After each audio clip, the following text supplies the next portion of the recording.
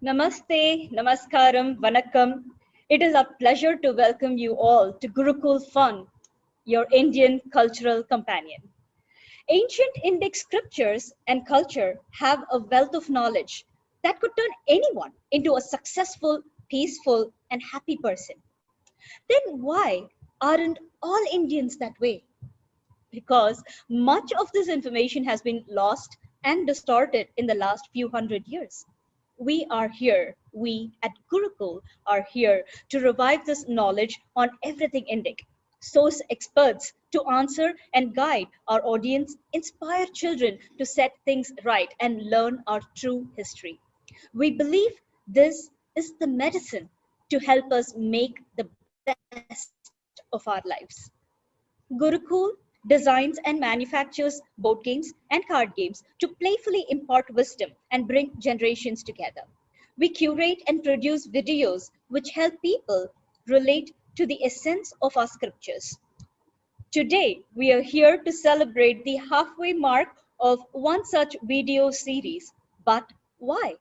Where 100 children have asked curious questions on everything Indic, and we have sourced experts like our guests today to answer these questions, to inspire children to stay rooted in history and culture. Here is a quick journey of our But Why series.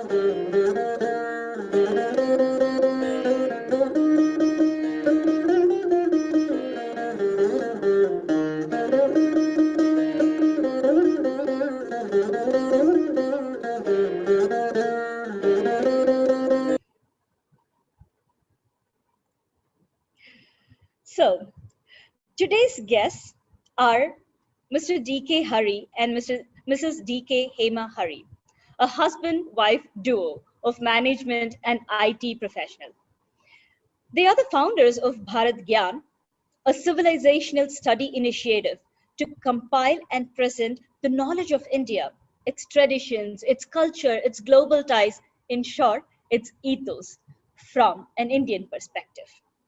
Hari uncle and Hema auntie, as we fondly call them, as a couple have traveled extensively to over 30 countries and visited museums, expositions, and other attractions worldwide to understand those civilizations, their culture, and knowledge. It was this exposure that motivated this husband-wife duo of management to leave their lucrative professional careers to turn into research collators, to conceptualize and to found Bharat Gyan as an endeavor to fill the void in the showcasing of knowledge, practices, and culture of the Indian civilization across the millennia. Welcome, Uncle. Welcome, Auntie. Thank you. Thank you. Okay, so we're going to go ahead and jump into this interview. It's going to be a very exciting interview because we're going to tackle one major question. So the first question, which we, publicized on our posters, we'll start with that. What does it mean to really stay rooted?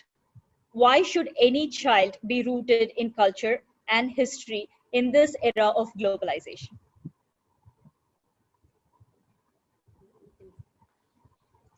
It's a very nice question, actually. First of all, I want to congratulate both of you, Charanya and Radha, for coming up with this very nice initiative, Gurucool. And the name itself is cool. Very nice, contemporary. It's traditional and contemporary. So it's rooted in traditional, at the same time, a very contemporary name and a very cool name at that. So there itself, you are rooted. The word Guru, it's got so many nice meanings to it. We'll discuss as we go along. And as you mentioned, roots, very important point. in roots, if you look at it, whether we like it or not, every one of us is rooted. From the moment we are born, we are all born of DNA. That's what we all learn in school today. And this DNA goes back many generations. At least 7 generations is what we see. Physically, we count and beyond. 7, 17, 70, 7 generations goes back and back. So every one of us is rooted at the very DNA itself. Fundamentally, without that, we are not born. So that's a fundamental factor on the birth perspective. And there are so many other perspectives to it.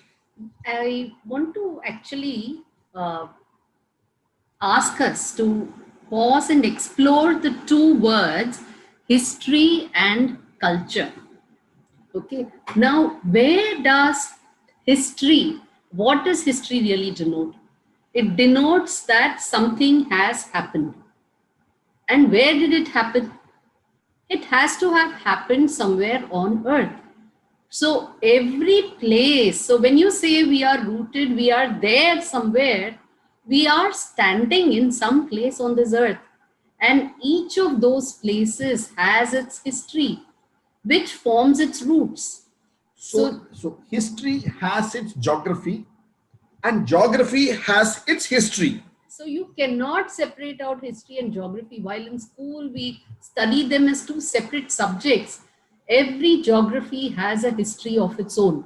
And the history is connected with the geography in which it has taken place.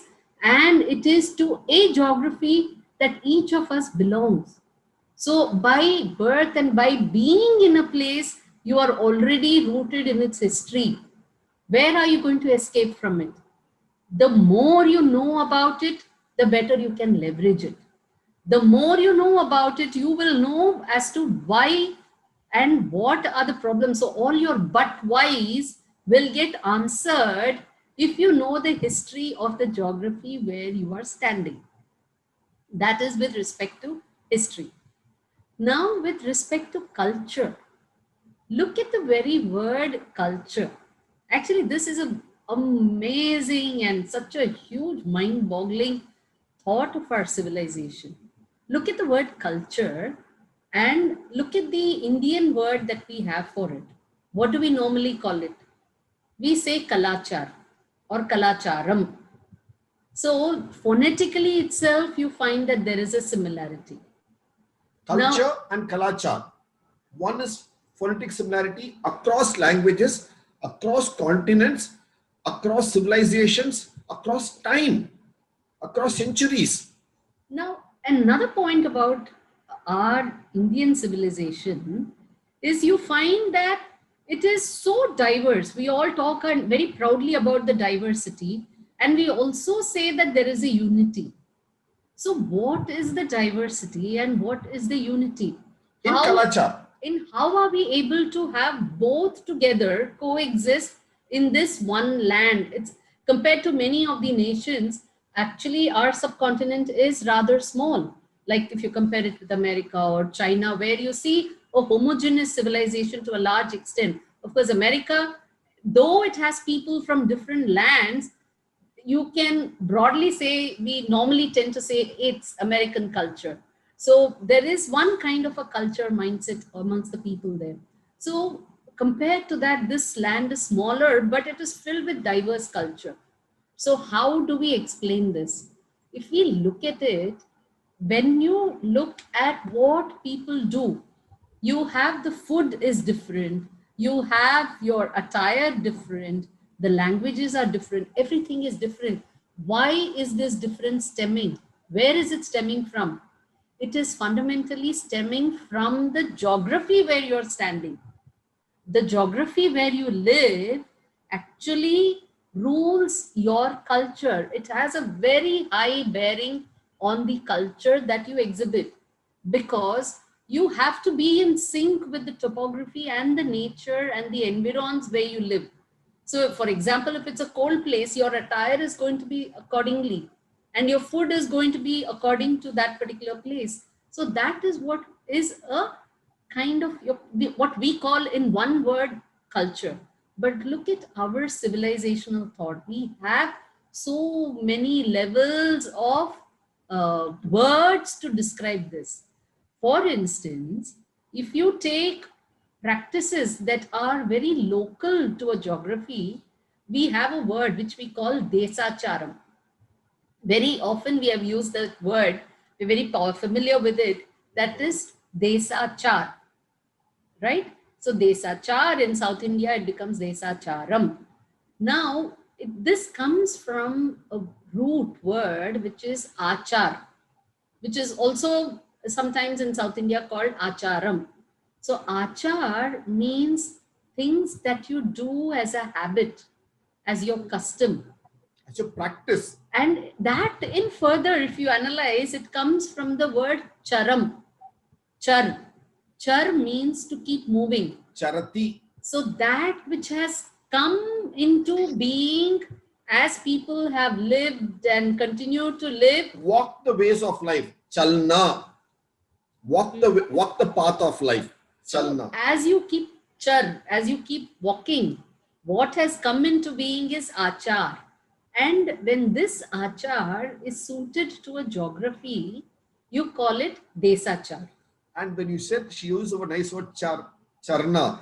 What do you call cows grazing slowly and walking up a field? You call charna. That means a cow is moving. It's grazing, it's eating and moving. That's what you call charna, chalna in Hindi, right? So look at the words, how it's all related to that. So this desacharam will be different.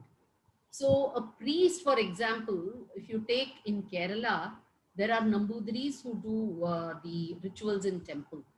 Now, how have you all been to Kerala, the children especially? Have you been to some of the Kerala temples? Have you seen the priests there, or any South Indian temples in Tamil Nadu? You see them all bare-chested, right? Upper body. Upper body is bare. They'll be wearing a dhoti and then doing the puja. Very nice dhoti.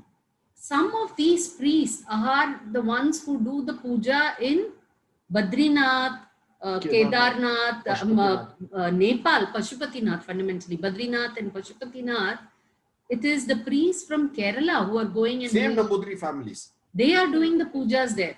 But if you have ever gone there, and you must go there sometime later, when you go there, you will find the same Nambudri priests wearing woolen dress and wearing monkey cap and everything, protecting themselves from the cold. They'll be wearing thermal pants. On top of it, they'll be wearing a dhoti. They'll be wearing socks, and they'll be doing puja wearing all of this. But they'll be saying the same shloka, they'll be doing the same artis, and everything will be similar. So what does this mean? So they're doing it for the same person, for the same Shiva doing it here in Kerala, to the same Shiva doing it in Nepal. Same shloka. So what is it? You're saying a desachar, based on the topography, based on the temperature, isn't it? So that is why it's called desachar. Now let me take one more example. Between Madras, Chennai, Bengaluru and Mangaluru, all on the same latitude. Here we have Charanya of Gurucool from Bengaluru and her colleague Radha in Chennai, Madras, and some of you friends may be from Mangaluru. Same latitude, but the rains that come to Mangaluru are different times to the rains that come to Chennai. Even though they're same latitude, the temperatures are different, the water flow is different, the winds are different, isn't it? The food tastes are different. That's desachar. So each land has a desachar. So then what is uniting all of us? Why do we see the unity? That is in our thought, which is vichar. Our vicharam, as we say in Tamil. So vichar, what is that vichar? What is that thought? The thought is you must respect every land's local culture. So every desachar you must respect. That is the kalachar. When you do that, then you are a homogeneous civilization, even though you have so many variations. So the kalachar, the culture of Bharatiya civilization, the Indic civilization, is to respect the culture of every place that you are standing on. And that is rooting. And you need that to be able to live there. Otherwise, you will not be able to live. Otherwise, that Nambudiri priest from Kerala will not be able to survive in Nepal or in Badrinath, where it's very cold. It's in the Himalayas. Some of you have come across a very ancient, ancient means few decades old English saying. It says, when you are in Rome, be a Roman. Some of you may have come across this. I don't know whether the present generation has come across this. Certainly when I studied school, I've come across this. That means what? When you are in Rome, follow the customs of Rome. When you say it in English, it's being rooted. But when same sentence, same spirit, same meaning is said in all the Indian languages as Vichar, Desachar, Kalachar. And that's the prachar. That's what you explain and practice. What we're doing is the prachar, the explanation and the practice of it, isn't it? So look at how, and when you say unity in diversity of this civilization, this is one key aspect of it. It's at the very vichar level itself and at the practice achar level. Is it beautiful? This is amazing. So, one of the things that's very interesting to me is about how we need to be very understanding of the place that we are in currently, because these days we do find many of us, our generation and the next generation also, kind of belittle and kind of shoo away the practices from the olden times without quite understanding why it came up in the first place. Like, for instance, I keep asking my grandmother, why do you do this? Why do you do that? Because she has a very orthodox style of living.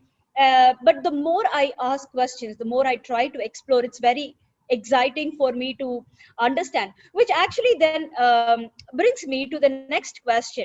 So there is this ancient practices. Now, some of them are still very, very relevant. And then there is this globalization that's happening. As a parent, how do you think one can skill up so they kind of balance both? Because culture, as you very clearly said, it is one part is about where you live, but then how does that rootedness play when you have to travel? How do you balance both the worlds? This is actually very interesting, and we come across this question quite often. So we have made a very nice small animation that we would like to share with the youngsters watching this program here today. We will just do a screen share.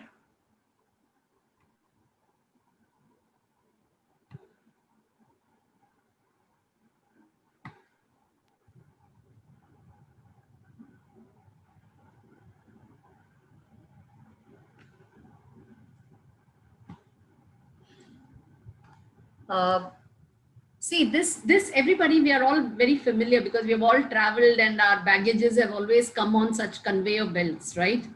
And these conveyor belts, if you look at it,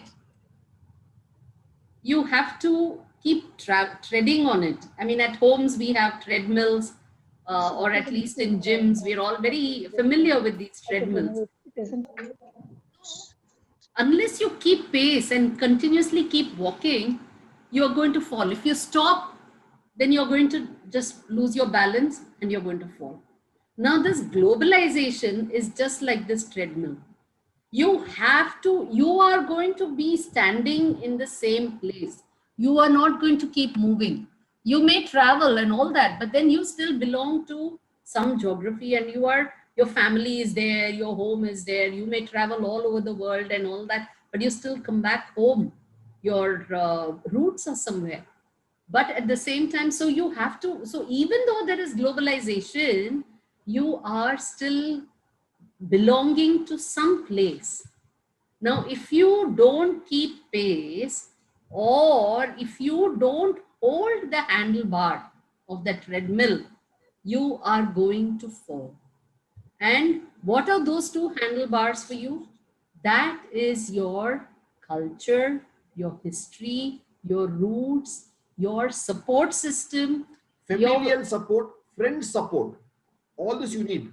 Family, extended family, your previous generation, your succeeding generation, all of them are your family. So the globalization is all fine. We have to keep treading. You cannot afford to slacken. You cannot afford to lose your pace, or you cannot afford to stand still and say, okay, I'm going to cling to my past and my old ways and I'm not moving forward. You have to have all of that and you have to keep moving, but you have to hold on to those handlebars, which are your roots. And that is what is going to give you the balance. If you let go, you're going to fall. And it's very important to keep on moving. When you say globalization, whether you stay in your society, your family, your village, your grama, or your nagara, wherever it is, you have to keep on constantly moving. We used a word earlier, right? Chalna, right? Charati, chalna. So it is a constant movement. And what do you call this movement actually? Gati, the speed, gati, the speed with which you move. Because that's whether wherever you have to keep on constant. That is, even to be staying in one place, you have to keep moving. That's the beauty of life, isn't it? And that gati is that key word for it. And all of us are born. What do we call that born? Janam. So Janam, you're born. Janmadin, Janmastan, Janma Ashtami. So Janma, Srijan, creation, earth, okay? And Gati, movement. You're born, you have to keep moving. When you're born, you can't keep still, you have to keep on moving when you're born. Your blood and your vessels have to move. Your heart has to be, that's movement. The trees and plants are moving, they're waving to the winds. They're also dancing to the winds. They're also moving. You may think the tree and plant is stationary to place. They're also moving, they're waving to the winds. Every insect, animal is moving. So everything is moving, is it? So you're born and there's movement to you. And inside the plant also, all the capillary vessels are moving, all the water is moving up and down. So it's a constant movement everywhere. And the earth is also moving. While it's stationary for you, what are the two motions of the earth? Of course, there are a few more motions, but let's look at the two primary motions. One is rotation and the other is revolution.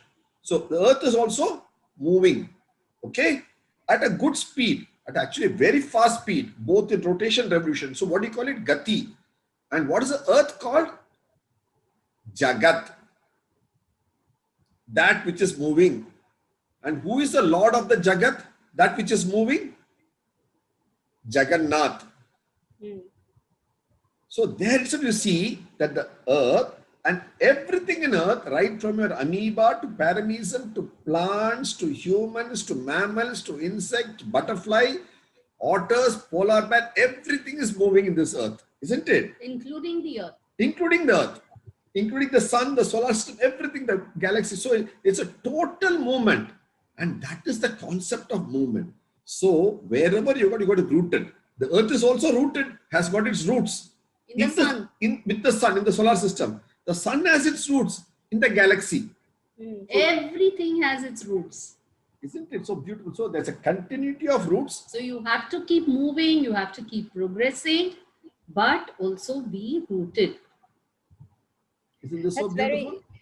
It's very interesting because, I've myself lived abroad and I can vouch for it because wherever I go, different parts of the world, there's the first thing we search is Indian cuisine. Or, what is the Indian group? Or what is the Indian Facebook group that I can join? Because that becomes our identity. And that identity becomes very important when we want to step out of our own comfort zone and explain who we are, why we do things in a certain way, which is very different to people seeing us. So it's very beautifully put, Uncle. All right, now that brings me on to my next question. Now, what do you think are the challenges that the parents today in our nation are facing, and how do you think they can combat this? Because on one hand, they're trying to, get the best of education for their children, trying to make them better coders, better, entrepreneurs. So they're starting very early, but at the same time there is only little time that children have, so they're kind of split. So this is something that I myself experience. But what is in your opinion the biggest challenge that they face, and how can they combat that? one of the key points the children faces little too much expectation from the parents. That's reality. I just saw an image today of floating on WhatsApp that in a coconut tree, you will only get coconuts. But somebody has put up an image of in a coconut tree, they put papaya, they put up jackfruit, they put up apple, they put up berries, they put everything in coconut tree. That's what the parents want of the children today. So let them have their childhood. Let them enjoy the child. Let's know that every variety of plant has a fruiting time. And there's a growth phase towards the fruiting. And every one of us will fruit in our own way, at our own time. And we need all the fruits to make the diversity. But everybody cannot be an engineer, everybody cannot be a doctor, everybody cannot be a lawyer. Need not also. Every person has got his own preference, their interests, their skills, their aptitude, and their attitude. And what the parents can teach is the attitude by example. But the aptitude and the skills will all come. And let's be realistic to the fact that among the children, this will keep changing every 10 years also, or in some cases even every 5 years. That's the beauty of life. We all live one life, this life. So if we have multiple skills, multiple aptitudes, let's do as many as we can as we go along in life. That's the beauty of it. Let's not start off at the age of 21 subject and keep doing it till the age of 60 or 70. That's how we should need to look at. That's what we were looking at. That's how the parenting is also about, how we can do different things in different aspects of life. That's the beauty of life itself. That's the diversity. But as far as you were asking about the challenges for the parents themselves, that is a common problem, I would say. It's a deep-rooted problem for our civilization itself. That which is fundamentally that our generation and the generation, 1 or 2 generations before us, from there on, the generations themselves have been a little uprooted and have been not so much in connect with their roots. And this has happened because of the very fact of our history of colonization, and during which we had to suffer a lot, and the process of colonization and subsequently what followed has kept a generation or two not so well connected with the roots. So the current generation of parents, young kids, they themselves are not so connected with the roots to be able to take it forward to their children. So now the but whys are also common for the parents, not just the children. And which is why actually some of the courses that we have now designed and we are offering, we are offering it as for teens and parents, where the teens and the parents can come together. This being a university course that we are doing, it had to be for teens. It starts off from teens onwards, but fundamentally it is for the children and parents to attend it together so that they both get onto a common page. They get onto a common ground and they can start having such discussions then over the dining table, and they'll both be able to see eye to eye on a particular subject. So the gap between them narrows. Otherwise, what's happening is in most of the families today, unfortunately, the discussion is about Superman or Spider-Man or Batman or some other fictional characters, especially from films. So we have to move the discussion, the dialogue. Or Fortnite. For whatever it may be, PS5, whatever it is. So you have to move it out of the games animation to subjects related to history and geography and family and all those things, so that there is a bonding, because the other subjects, there's not much bonding actually. So the subjects of dialogue in a drawing room, or a dining table, or discussion in a car must be more relevant to all the people in the group. Otherwise, 1 or 2 will get left out. That is where the roots come into play very effectively. And that is the real passing on of generation to generation of knowledge, for which there is a key word for it. We have a beautiful name. We have a word called parampara, or parampariyam or parambarai in Tamil. I mean, these are all variations of the same word root, which is parampara, which means it crosses. Para means tandi, beyond. So parampara means tandi, beyond and beyond and beyond. So it crosses generations, it crosses time. So it comes across generations. So that practices, that knowledge which comes across from beyond generations is what is called parampara. That's why they called it parampara. Para, tandi, it keeps coming. So that is what is parampara, parampariyam, paramparai. So it's across time, across generations. And how does it come? Not just from father, mother to the child, but also from grandfather, grandmother, granduncle, grandaunt, uncle, aunt, nephew, niece, great grandson, grandson. So it goes across generations. That is where the idea of joint family or joint living helps. The nuclear family, what happens is that's getting lost a lot. So that is yet another challenge for the parent. Finding the time to spend with the children to be able to have such dialogues. And which is where the joint family in earlier times used to help.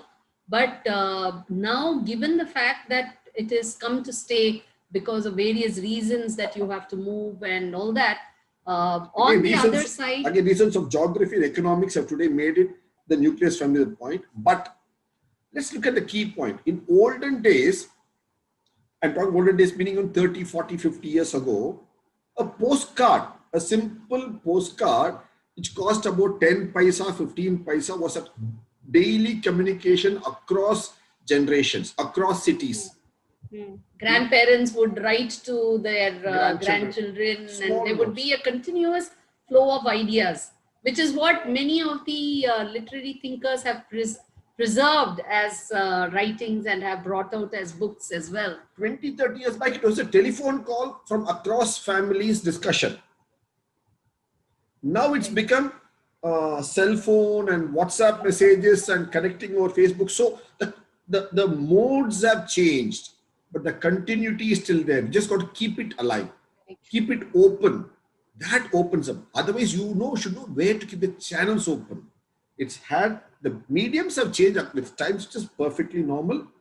But the connects of parampara, kalachar, of the vichar of the thought process, to your desachar is all essential there. That's wonderful. So the parents' role to enable it. Yeah, we have to enable it, ensure that it doesn't get blocked up. I think that's the key word. We are just enablers. We can, there's nothing more to it than enabling the child, and then the curious mind will take it on from there. And as a matter of fact, Gurucool is formed on that basis. Anything that we do, all our games are designed in such a way that it brings generations together. And even in our summer camps, we always make sure that we are giving them stay rooted challenge. That's what we call it, where we encourage children to go have meaningful conversations with their parents, their grandparents, and the generations before that as well. That was so beautiful. So in today's time, I'm going to actually combine a couple of questions here. One is, how do we teach inclusivity? So yes, we are a diverse land ourselves, so understanding our topography, you kind of partially answered that. But going beyond that, does teaching inclusivity mean celebrating Pongal, Christmas, Ramzan, and everything in the house, or does it mean something else? And two is, in this era where there's a lot of hatred and polarization going on in the media, how do you think we can instill that sense of pride, learning about our own culture or following our own culture? Today, when a child wears any symbol of religion, there's always criticism, and then it becomes uncool for the child to do that. So how do you think a parent can tackle all this? Each person in their house have their systems of living, their systems of practice, achar, their systems of worship, and their systems of rituals. That is intrinsic to their puja room, their kitchen, their food styles, and what they discuss in their living rooms. That is important. That is, you come from the parampara. Once you come out into the outside your house, into your apartments, society, or the roads, you are a citizen of the land, as a citizen of the society. You have to live as per the current norms and don't look like a sore thumb. It's very important. Personally, within your house, you follow your systems and you respect them. You know them, you value them, you understand them, analyze them, discuss them. Because the one good thing about the Indian system parampara is you can question thoughts, you can question ideas and look for answers. And fortunately today, in all the mediums, the answers are available in a scientific manner. That's the beauty of our system, in our parampara, our kalachar, it's available. Questioning is very much innately part of our ethos. Why this? Why that? Tell me why. Very important. Not just But in science, why? but why. Not just in tell me why, as you had the books of 1960s and 70s about how to open a zip or how to close a car door, something like that. Every Indian system has a tell me why, and we have an answer for it also. Linking it, as she correctly said, to geography and history and the kalachar, vichar, desachar, everything. So that's understanding the beauty of what we do and the purpose of what we do. At the same time, when you come out, you got to have a cosmopolitan approach, as we call it, because you live in a cosmopolitan society and you have to have a balanced perspective of everything. And what you practice in your house, in your home, are your practices. And when you have friends who have different perspectives, if they are willing to come to celebrate along with you your ways of life and your festivals, certainly welcome them to celebrate it in your way, in your place. But when you go society, you celebrate it the common way. So fundamentally what it means, like if you translate it to Pongal, Christmas or Eid festival, you celebrate Pongal if it is your religion and your Way of custom, life. then you celebrate Pongal in your house. But celebrating a Christmas may not be, you may not know the actual tradition, but your friend may be celebrating Christmas.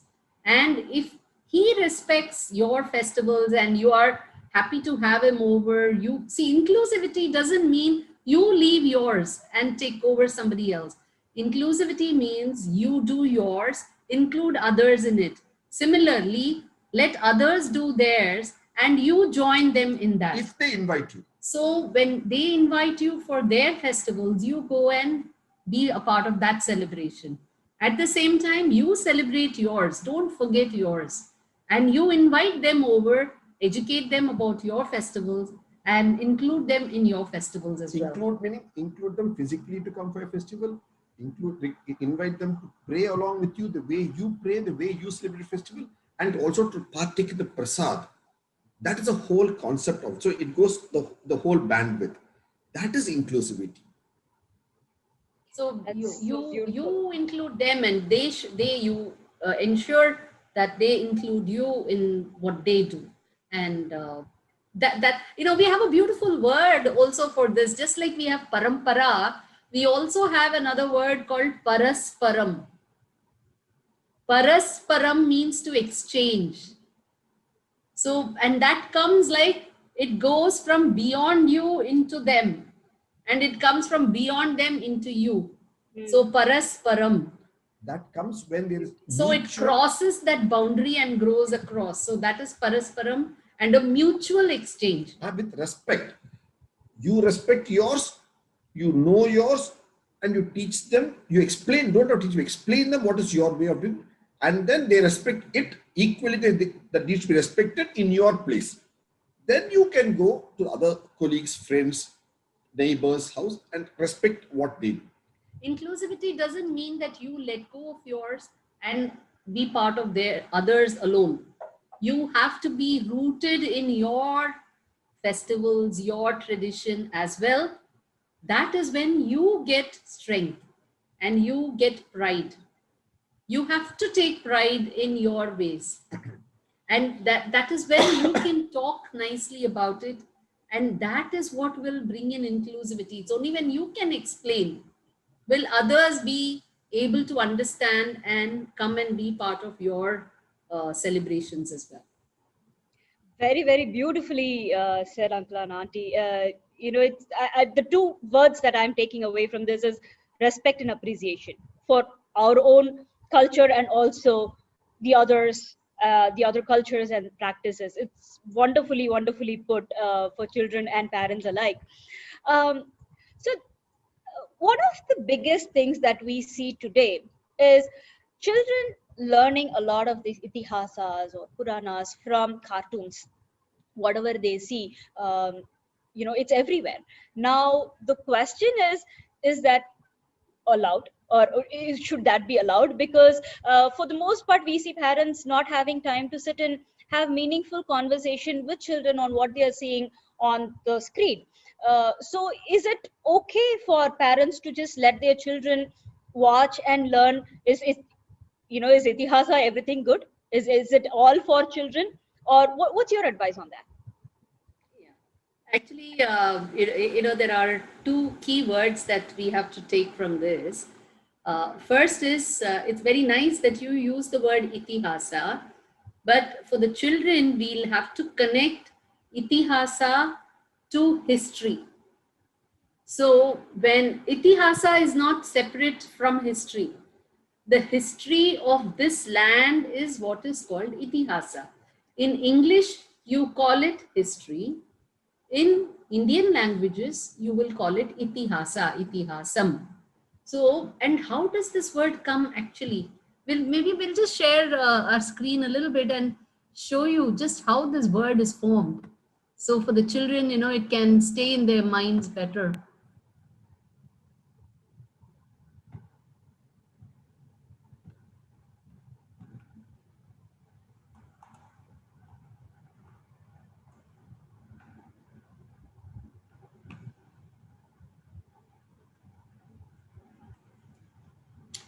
See, if you look at this word itihasa, it's got three parts to it. Iti, ha, asa. It means it thus happened. So iti, ha, asa, it thus happened. And what does it thus happen mean? It thus happen means that is history.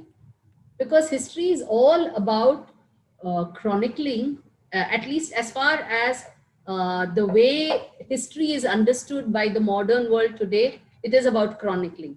Whereas itihasa is not just about chronicling. Itihasa is more about narrating what happened so that you have, you are able to take values out of it as well. Not just dates and chronology alone is not what is important, that's important, but beyond that, taking the values out of it is what is more important, so that you don't repeat that kind of mistakes once again. So to ensure that history never repeats, you had itihasas. And we have actually only two itihasas. For such an old civilization, we have only two books. I mean, two works which are called itihasa. Any idea? Any student wants to say which are the two itihasa? Any child here wants to tell which are the two itihasa? Yes. Yeah. You've raised your hand. Yes, Karthikeyan. I mistakenly raised my hand, sir. Sorry. You mistakenly raised. Never mind. No problem. But do you want to attempt? Do you want to know? Do you think you know? No. No problem. You can try to answer. Which are the itihasam works that we have in our land? The clue lies in the image I just showed you when I was going through the screen. There was one person standing there with a bow and arrow. Somebody's answered in the chat box. Yeah, Ramayana, Valmiki Ramayana and Mahabharata are the only two itihasas for this very ancient civilization. We have a lot of Purana, and subsequently after these itihasas, we do have records. We have actually 22 varieties of record keeping.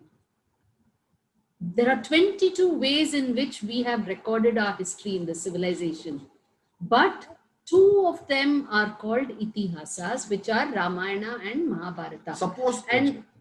Suppose you write a Ramayana today, Karthikeyan, will it become an itihasa? Probably not. Suppose Charanya writes a book on Rama or Krishna, will it become Nitihasa? No. Surely not. But why is it that we call Valmiki's Ramayana or Vedavyasa's Mahabharata's Itihasa? Only those two are Itihasa. Yeah, Okay. now you're raising your Yes, hand. yes. Good. Tell me. Yes, tell me.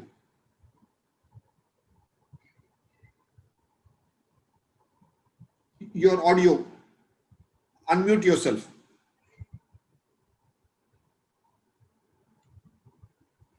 Looks like he's having a technical glitch. Because Valmiki's Ramayana was written in the past. That's why we say it is actually Itihasa. It thus happened in the past. Yeah, how He wrote. fast? How long ago and when? When did Valmiki write Ramayana? After Ramayana happened, Rama took Yes. Sita to Ayodhya and Yes. So, Where was Valmiki then?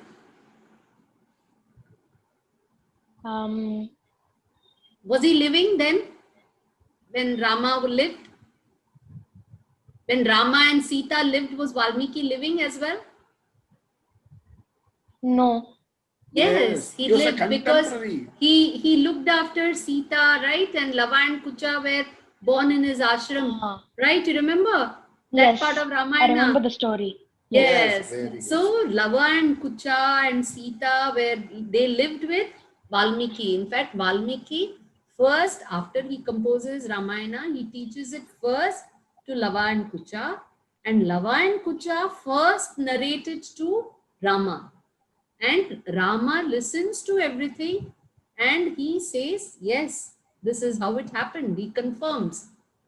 So which means that this was a narration that was penned as it was happening. And therefore it says it does happen. It's I'm a first-hand, writing. what you would call in English today as a first-hand report. It's like your diary. Direct Yes. diary, isn't it? So it is, Yes. that is Itihasa. Similarly, in the case of Mahabharata also, Rishi Vedavyasa, he was there, he was a grandfather of that family. So Of he, the Pandavas and the Kauravas. so he wrote it himself about his grandchildren fighting. He was alive He was alive, so he wrote it himself, isn't it? when Mahabharata happened and he wrote Yes, it. yes. That is, so That is why these two works alone, we have given them the pride of place as Itihasa. And now imagine how proud we should be. And these happened, 7,000 Ramayana happened at least 7,000 years ago, 100 years ago. And Mahabharata happened at least 5,100 years ago.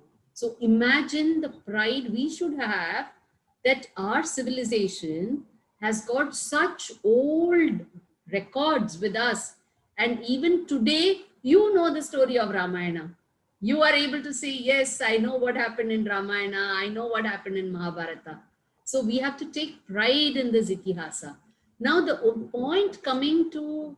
So your pride is your parampara, your roots go back 5,100 years in the case of Mahabharata and 7,100 years in the case of Ramayana. That deep is your roots. Who knows, like one of those Marvel heroes, you may have been there during those times as well in the Mahabharata, flying on a chariot. Okay, but here now is where you have to make a distinction.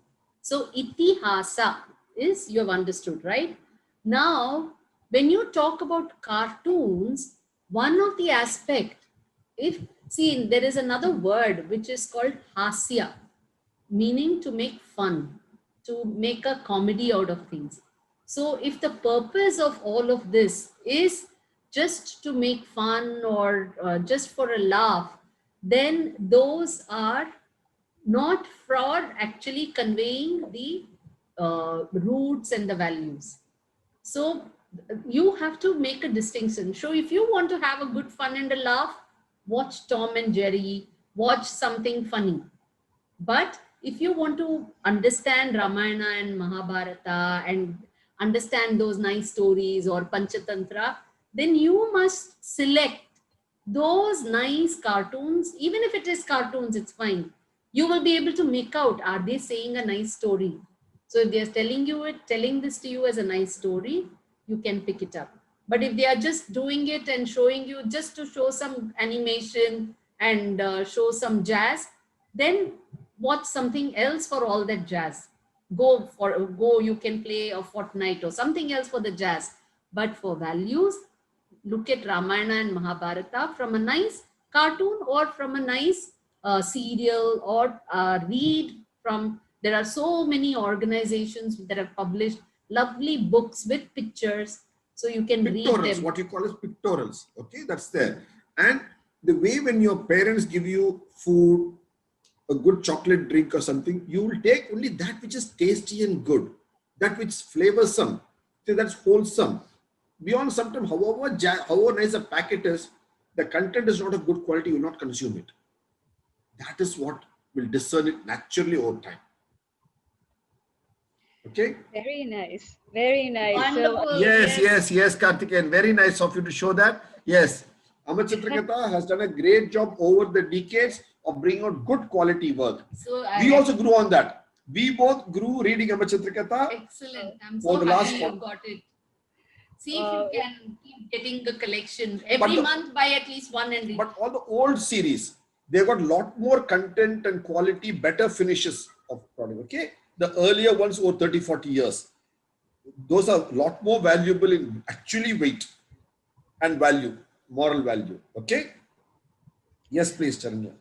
beautiful, beautiful, uncle. It's so nice that you said how we have to pick and choose what we watch, because there is an entertainment and there is learning, and respectful learning. So I'm pretty sure our audience would have been able to draw that distinction in our head. The moment you put it in black and white, suddenly it makes a lot more sense for us listening. So if you have more questions, please chat it out in the chat box and we will take your questions. While we are waiting for audience to ask you questions, I have one more question. In all our itihasas, Puranas, there's one word that is being discussed in depth, dharma.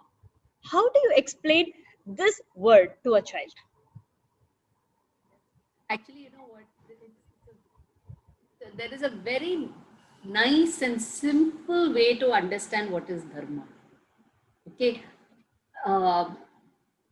What does a sun do? Surya, sun. What does a sun do? Aditya, Kadiravan. You got so many names for it, isn't it? Anybody would like to say, what does a sun do? Any child, Yeah, Karthikeyan, yes. Yeah, those children who can open the screens on, please, because we'd like to converse with you. We don't want to just see name bands. Yes, you can turn on your videos. Those who It's can going to be an nice. interactive session from now on. Yes. Yes, Karthikeyan, tell me. What does the sun do? It does two main things for us. For you, for Karthik, it does two main things. What is it? It does other things also, but two main things for you, Karthik. You can add a third thing also if you want. Anybody? Ashwini, what does the sun do? Gives us energy, light, Yes. and heat, and and cures many diseases, which can. And it Yes, beautiful. Without That sun cures many diseases is a beautiful point. It's very well said. And it holds all the planet. Now, Gravity. does the sun do any? Can it do anything else? Can it give you darkness? No. Sun has to give you light. Light. Has to give you energy. That is its. What is it? That is its Basic function. nature. Yes. Right? Yes. Nature. That's its character. Imagine what is sun? It is a non-living entity, right? As far as we talk about life. What you call is inanimate. But it still has a nature, right? What is the nature of an ant? It will crawl. It will have a small food in its mouth. It'll go in search of food continuously. It's always searching for something nice, something sweet. Yeah. And then going and picking it, taking it to its nest. And it will store the food for a lifetime. The food. Industrious, very industrious. To be industrious is the nature of an ant, right? Does an ant bite you? Yes, it will bite. So the nature of the ant is also to bite you if you go disturb it. Right. Yes. And what does a tiger do? A tiger hunts another animal and it will eat. That That is nature. its nature, right? Yeah. That's it. Yeah. So like that. Now, what is the nature of a pot? Pot. Pot. Pot. It will store something else. It will store. It has to store. It is meant for storing, so it will store, right? It cannot empty unless you empty it. Yes. So, like that, everything in this world, in existence, has a nature. Both animate and inanimate have their respective nature. Yes. So, and what do you do with nature? Where does the nature reside? Around our, it's around us. I'm not talking about that nature. I'm talking about this character nature. Where will you find it? In ourselves. In yourselves. So what are you doing? You are bearing the nature, right? Yes. You bear a character. You bear a nature, right? So that is what is called dharma, your character, your nature, the way you're supposed to behave, which you bear in you. What is another word for earth? Bhuvi. A Sanskrit word. Bhumi, yes, a Sanskrit word. Yeah, Karthik has raised his hand. Yes, Karthik. Sanskrit word. Very related, close to what we are talking about now. Hindi word, Sanskrit word. Many languages. It's in Assamese, it's in Punjabi, it is in Bengali, it is in Telugu.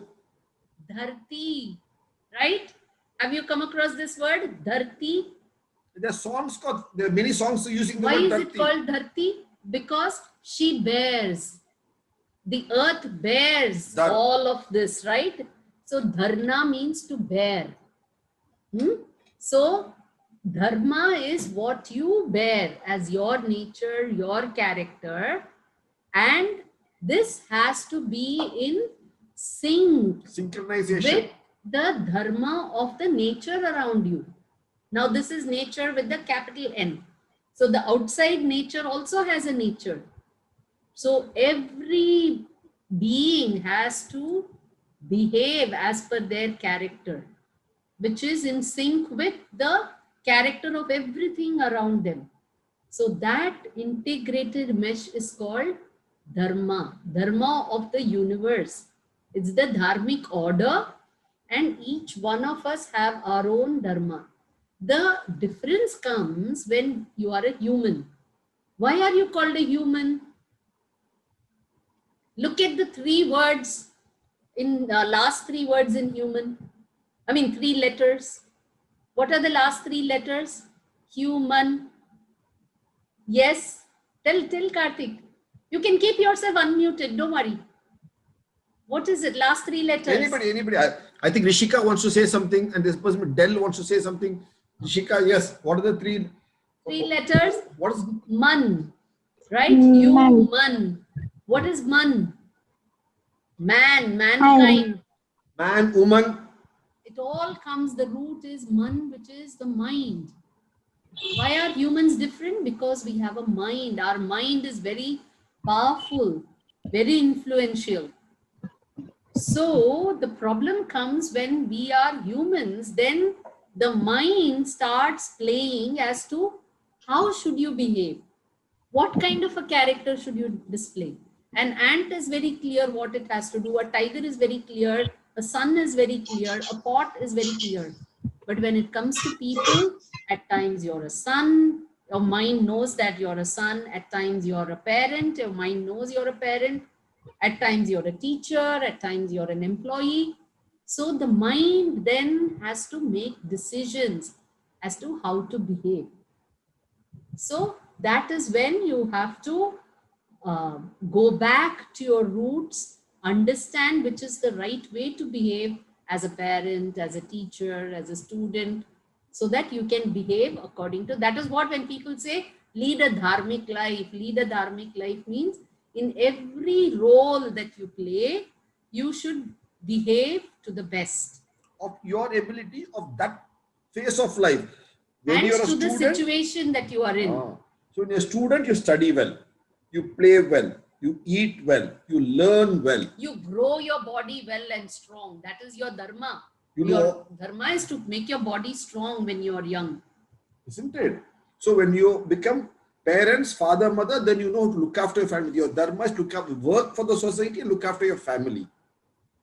So each phase of your life, the dharma keeps on molding, keeps on evolving, Changing, morphing, evolving. But the fundamental thing is it has to be in sync with everything around.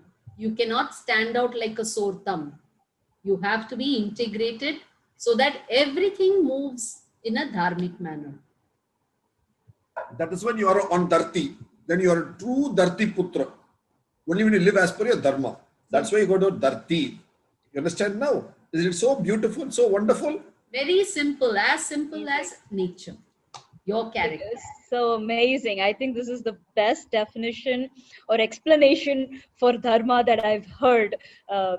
Thank you so much. So we have two questions. It's probably going to be a rapid fire. The first question that we have is, how can parents spend time with kids in this workaholic culture that we are having today? I think parents spend time with kids is, I think, best.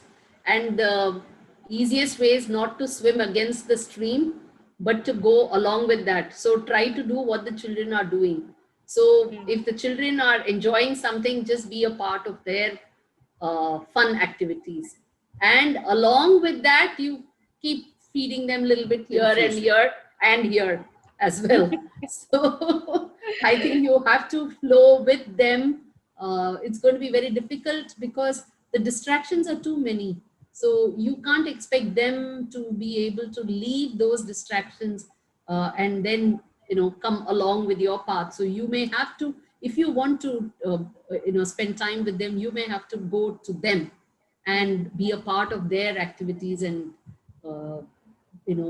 give your inputs to them. And every day at bedtime, talk to them before they go to bed. Spend time over food. Such families which have breakfast together or lunch together in the weekends or dinner together when they can, and bedtime together, there's a lot of bonding that happens. Or driving in and going in a car together, we train together, bus together, going once in a way, whenever we can, after lockdown opens up, to temples together. Each component adds up. And these are things you'll remember through your life.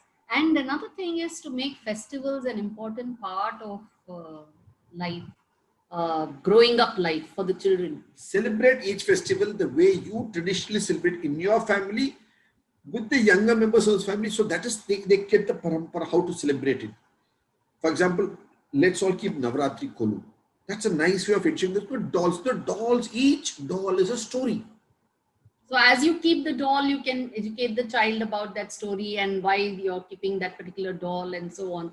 So every festival, get the child to dress in that attire and make those traditional sweets. I know as an adult, we parents may feel it a bigger stress sometimes on their time, and they may not find it personally exciting. But all the same, I think the festival tradition should be kept up, because that is one short way of imparting those ideas to the children. They will in turn remember it, because that's how we remember it. What do you call a festival in every Indian language? Anybody? One word for it. Yes, Karthikeyan. Or if you don't type the answer, please type the answer. Yeah, Yes, Karthikeyan, you can go ahead and say. Okay. Anybody can just type the answer in the chat box. Tyohar is actually, yes, it's a lot of it's also an Urdu sort of word. Yes, it is there. Tyohar is there, but it's a little more word that is used across languages. Because Tyohar is not used across all languages. It's common to all languages, all Indian languages. All the 20, 30, 40 languages have the same term for festival. Be it Punjabi or Assamese or in Tripura, in Bengali. It starts with you. Malayalam, Konkani, Tulu. Starts with you. Yes, Rishika. Yes. Yes, there Jayashri is answered. Yes. Utsav. Utsav. Beautiful. So Utsav is the way. Utsav, Utsavam. Utsav. What is the word? What is the first 2 letters of the word Utsav? Yes. What is the first 2 letters of Utsav? Ut. U-N-T. Yes. U-N-T. Ut means what? To uplift, to lift. Uttishta, get up. Yes. When you sing, no, Kausalya Supraja Rama, when you sing, Uttishta Narasadula Kartavyam Devamanikam, Uttishta, get up. Isn't it? Wake up from a morning. Rise up. Utsav is something that which elevates your spirits, that which uplifts your spirits. That is why you celebrate festivals, to lift up your spirits. It's uplifting, it's exhilarating, isn't it? So Utsav means that which lifts you up, both physically, Elevates spiritually. your mood, elevates your spirit. So that is Utsav. So at every given chance, and we have a chance to celebrate because we have so many festivals, definitely at least one a month. So we have a lot of reasons to celebrate and a lot of seasons to celebrate. So this is something that we should do, and it's a very short way of bonding and keeping the family together and imparting these values and ideas and tradition to the next gen. Amazing. We have one more question, after which we are going to wrap up. We're already 8 minutes over our time. Teens think they know it all and parents don't know much. So how do we handle that? Looks like the story of every home. I know, yes. This always is an issue. I think our parents had an issue with us as well, right? Every parent has an issue with their child, and the child has this issue. It is but natural because of this, the progression and the gap that is happening. Because what the child relates to today in his context, he finds that his parent doesn't relate to it. So that's what happens. That is because the children have a lot more opportunities than what 20 years back we had, 20, 30 years back, early generation had. Correct. That's a positive thing. If our succeeding generation is able to do better than us, financially, economically, position-wise, knowledge-wise, appreciation-wise, every-wise, then it's for the grandparents, grand-uncle, aunt, parents, uncle, aunt, everybody to be happy about it. It's a problem of goodness, a problem of plenty. That's to be appreciated and encouraged a lot more. So this is bound to happen, but there are a couple of ground rules that can set this right. One is for the parent, yes, to find as many opportunities as possible to get into the child's world by doing things that the child does and likes to do.